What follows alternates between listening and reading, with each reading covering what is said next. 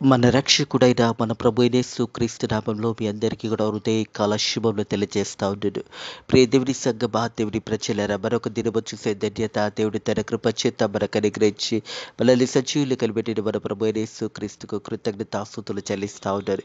హృదయ కాలం దేవుని యొక్క వాక్యము ధ్యానించుకుందాము. మత్తయి సువార్త 11 అధ్యాయం 28, 29, 30 వచనంలో ధ్యానించుకుందాము. మత్తయి సువార్త 11 అధ్యాయం 28, 29, 30 వచనంలో ధ్యానించుకుందాము.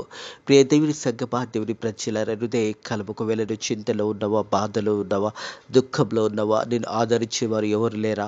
దేవుని వాక్యము తెలియజేస్తా ఉంది. ప్రియ దేవుని సంగమా, దేవుని ప్రజలారా, ప్రభు యేసుక్రీస్తు మనందరూ కూడా పిలుస్తున్నాడు అనే సత్యాన్ని జ్ఞాపకం చేసుకోవాలి. 28వ వచనం చూసినట్టయితే, ప్రయాసపడి భారం మోసుకున్న సమస్త జనులారా నా యొద్దకు రండి, నేను మీకు విశ్రాంతిని కలగజేస్తానని యేసయ్య చెప్తున్న మాట.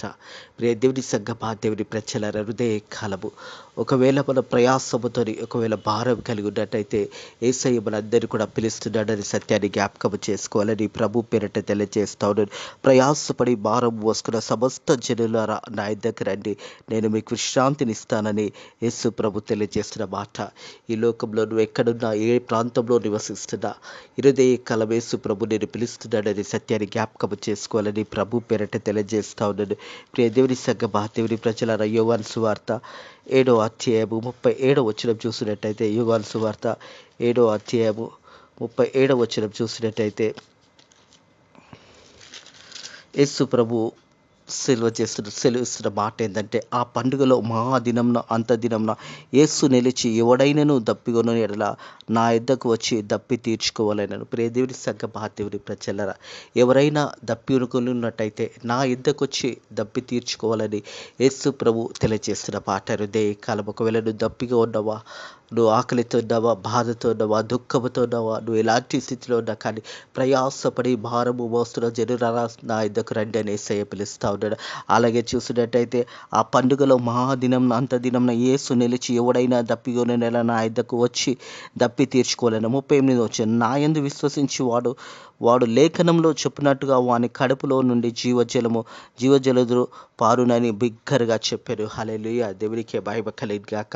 దప్పిగొని వారలారా నా యొద్దకు రండి, నేను జీవజలమును ఇస్తానని దేవుని యొక్క వాక్యం తెలియజేస్తుంది. ప్రియ దేవుని సంగమా, దేవుని ప్రజలారా, అలాగే చూసినట్టయితే మరి మత్తయి సువార్త 11వ అధ్యాయం 28వ వచనం చూసినట్టయితే, భారము మోసుకొనొచ్చు సమస్త జనులారా నా యొద్దకు రండి, నేను మీకు విశ్రాంతిని కలగజేస్తున్నాను మాట జ్ఞాపకం చేస్తా ఉన్నాడు. దేవుని సంగమా, దేవుని ప్రజల హృదయ కాలం ఒక భారముతో ఉన్నావా, నువ్వు బాధపడుతున్నావా, దుఃఖంలో ఉన్నావా, దేవుని వాక్యం తెలియజేస్తుంది. ప్రియ దేవుని సంగమా, దేవుని ప్రజలరా, దేవుని వాక్యం వచ్చావు. హృదయ కాలము నేను సాత్వికుడను, దీన మనసు కలగవాడును గనక మీ మీద నా కాడి ఎత్తుకొని నా యొద్దకు నేర్చుకునుడి అనే మాట జ్ఞాపకం చేస్తా ఉన్నాడు.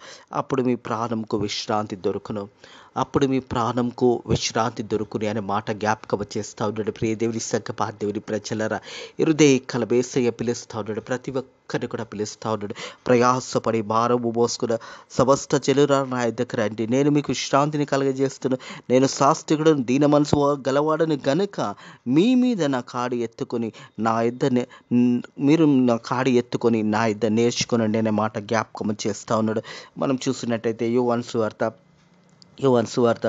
13వ అధ్యాయం 5వ వచనంలో చూస్తున్నట్టయితే, అంతట్లో పొలంలో నీళ్లు పోసి శిష్యుల పాదములు కడుగుటకు తన కట్టుకున్న తన తవాలుతో తూర్చుటకు మొదలుపెట్టాను. దేవుని సంగమా, అంతటా పల్లంలో నీళ్లు పోసి శిష్యుల పాదములు కడుగుటకు తాను కట్టుకున్న తన టవాలుతో తూర్చుచు మొదలుపెట్టాను. యేసు ప్రభు తన శిష్యుల ఒక పాదాలు కడిగి ఉన్నాడు. దేవుని సంగమా, దేవుని ప్రజలరా, ఒక తగ్గింపు ఇక్కడ కనిపిస్తూ ఉన్నది.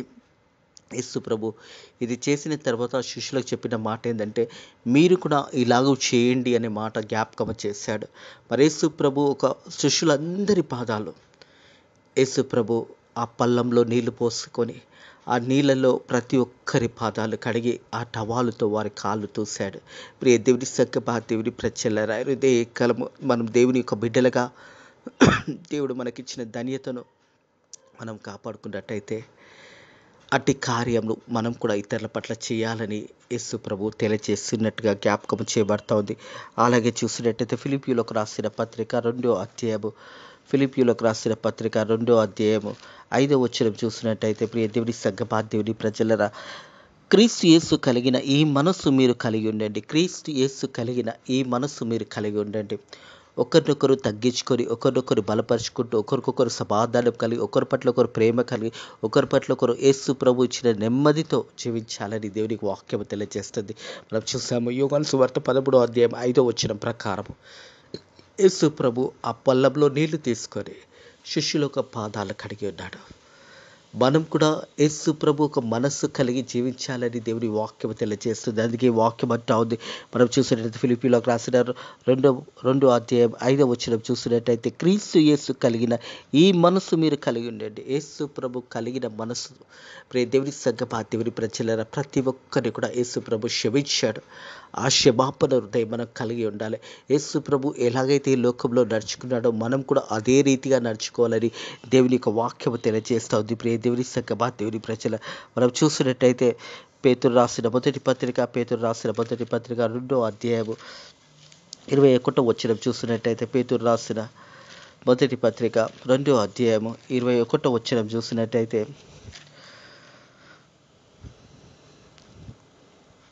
క్రీస్తు కూడా మీ కొరకు బాధపడి మీరు తన అడుగుజాడలందు నడుచుకున్నట్టు మీకు మాదిరిగా ఉంచిపోయాను. హల్లెలూయా, దేవునికే మహిమ కలుగును గాక.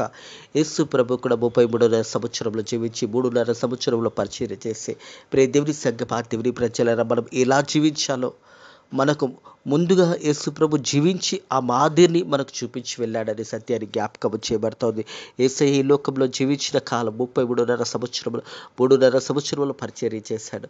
మనం ఎలా జీవించాలో మనకు ముందుగా యేసు ప్రభు జీవించి మనకు ఒక మాదిరిగా ఉంచిపోయినాడనే సత్యాన్ని జ్ఞాపకం చేయబడుతుంది. ప్రియ దేవుని సంగమా, దేవుని ప్రజలరా, క్రీస్తు కూడా మీ కొరకు బాధపడి, యేసు ప్రభు కూడా ఈ లోకంలో బాధపడి అనేక హింసలు పొందుకొని ఎంతోమంది అవమానించారు. ఎన్నో అవమానించినా కానీ తన మీద ఉమ్మి వేసిన వారిని కూడా యేసు ప్రభు చెప్పిన మాట ఏంటంటే, తండ్రి వీరు ఏం చేయుచున్నారో వీరు ఎరగరు గనుక వీరిని క్షమించు అన్నాడు. యేసు ప్రభుని హింసించేవారిని, యేసు ప్రభు తల మీద ముళ్ళ కిరీటం పెట్టిన వారిని కూడా క్షమించి ఉన్నాడు. దేవుని సంగమా, దేవుని ప్రజలరా, ఆ రీతిగా మనల్ని కూడా యేసు ప్రభు ఆ మాదిరిగా జీవించాలని యేసు ప్రభు మనకు ముందుగా జీవించి ఆ ఒక మాదిరిని చూపించి వెళ్ళాడనే సత్యాన్ని జ్ఞాపకం చేసుకోవాలని ప్రభు పేరట తెలియజేస్తా ఉన్నాడు.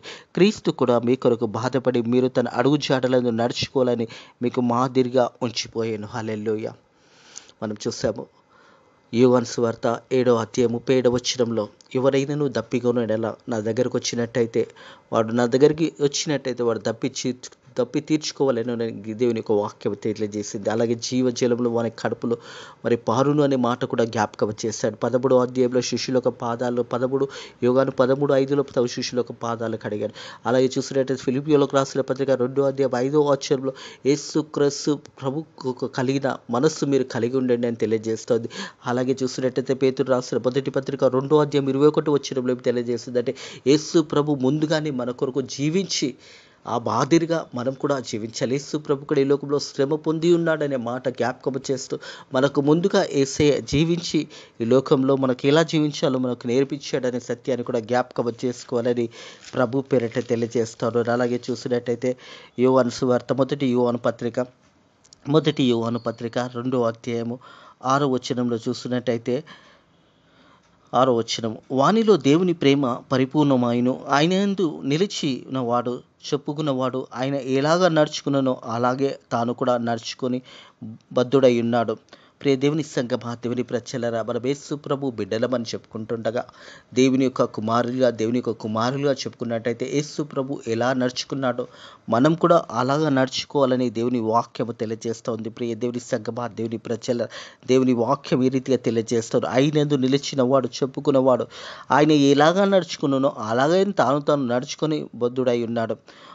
మనం దేవుని యొక్క అడుగుజాడలో నడుచుకొని మనం దేవుని మార్గంలో తెలుసుకున్న వారమై ఉన్నాం. కాబట్టి దేవుని యొక్క మార్గంలో మనం నడుచుచున్నప్పుడు దేవుని మార్గంలో నడిచి ఉన్నామనే మాట జ్ఞాపకం చేయబడతా ఉంది. ప్రియ దేవుని సంగమా, అలాగే చూసినట్టయితే ఇర్మియా గ్రంథంలో చూసినట్టయితే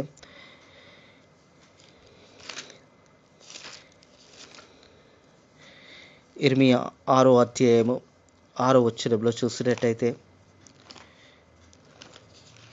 దేవుడు ఈ రీతిగా తెలియజేస్తా ఉన్నాడు. 6వ అధ్యాయము 16వ వచనము, ఇర్మీయా గ్రంథము 6వ అధ్యాయం 16వ వచనము. యెహోవా ఇలాగ సెలవిచ్చినాడు, మార్గంలో నిలిచి చూడుడి. మరి మార్గంలో నిలిచి చూడండి, పర్వత మార్గంలో గురించి విచారించండి. మేలు కలుగు మార్గం ఏదో అది అడిగి అందులో నడుచుకునండి, అప్పుడు మీకు నెమ్మది కలుగును. ప్రియ దేవుని సంగమా, దేవుని ప్రజలారా, అప్పుడు మీకు నెమ్మది కలుగును. దేవుని మార్గంలో మనం నడిచినప్పుడు, దేవుని మార్గంలో మనం ముందుకు సాగిపోయినప్పుడు అప్పుడు నెమ్మది సమాధానము పొందుకుంటామనే సత్యాన్ని జ్ఞాపకం చేయబడుతుంది. యెహోవా ఇలాగ సెలవిచ్చినాడు, మార్గంలో నిలిచి చూడండి, పర్వత మార్గంలో గురించి విచారించుడి. మేలు కలిగి మార్గమే అది అవి మేలు కను మార్గమేదో అడిగి అందులో నడుచుకునండి, అప్పుడు మీకు నెమ్మది కలుగును. అయితే వారు మేము అందులో నడుచుమని చెప్పుచున్నారు. హల్లెలూయా. ప్రియ దేవుడి సంగమా, దేవుడి ప్రజలారా, నువ్వు ఏ మార్గంలో నడుస్తున్నావో హృదయ కలము పరిశోధించుకొని దేవుని వాక్యము తెలియజేస్తూ ఉన్నది. దేవాది దేవుడు తెలియజేస్తున్న మాట, యెహోవా ఇలాగ సెలవిచ్చినాడు, మార్గంలో నిలిచి చూడుడి, పర్వత మార్గంలో గురించి విచారించండి. మార్గంలో నిలిచి చూడి, పర్వత మార్గంలో విచారించి చూడుడి. మేలు కలిగే మార్గం ఏదో అడిగి అందులో నడుచుకునండి. మేలు కరగం ఏదైతే ఉన్నదో అది అడిగి అందులో నడుచుకోండి అని దేవుని వాక్యం తెలియజేస్తోంది. ప్రియ దేవుని సంగమా, దేవుని ప్రజలారా, మరి అప్పుడు మీకు నెమ్మది కలుగును. అయితే వారు మేము అందులో నడుచుదామని చెప్పుకునేది. హల్లెలూయా. దేవునికి మహిమ కలుగును గాక. ఈరోజే కలువ ప్రియ దేవుని సంగమా, దేవుని ప్రజలారా, అందుకే దేవుని వాక్యం వచ్చాది, ప్రయాసపడి భారము మోస్తున్న సమస్త జనులారా నా యొద్దకు రండి, నేను మీకు విశ్రాంతిని కలగజేస్తానని యేసయ్య తెలియజేస్తా ఉన్నాడు.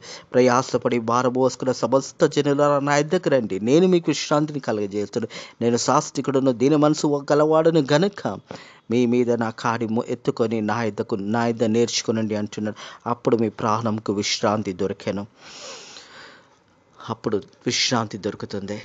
యేసు ప్రభు దగ్గరకు వచ్చినప్పుడే మనము సమాధానం పొందుకుంటాము, నెమ్మది పొందుకుంటాము. ఆయన వాక్యం ద్వారా మన జీవితాలు కట్టబడతాయనే సత్యాన్ని జ్ఞాపకం చేసుకోవాలని ప్రభు పేరిట తెలియజేస్తా ఉన్నాడు. ప్రియ దేవుని సంగమా, దేవుని ప్రజలారా, హృదయ కలము దేవుని మాటలు ఇచ్చిన మనం అందరం కూడా దేవుని వాక్యానుసారంగా మనల్ని మనం కట్టుకోవాలనే సత్యాన్ని జ్ఞాపకం చేసుకోవాలని దేవుని వాక్యం తెలియజేస్తూ ఉన్నది.